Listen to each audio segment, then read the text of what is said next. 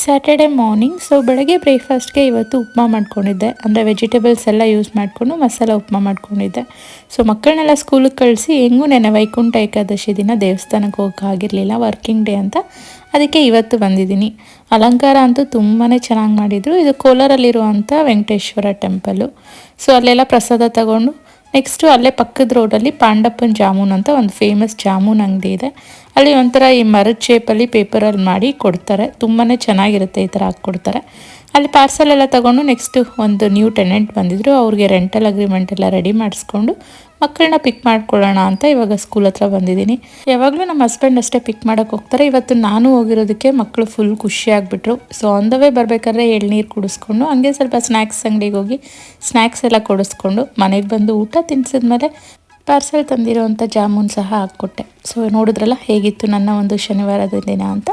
ಮತ್ತೆ ಸಿಗೋಣ.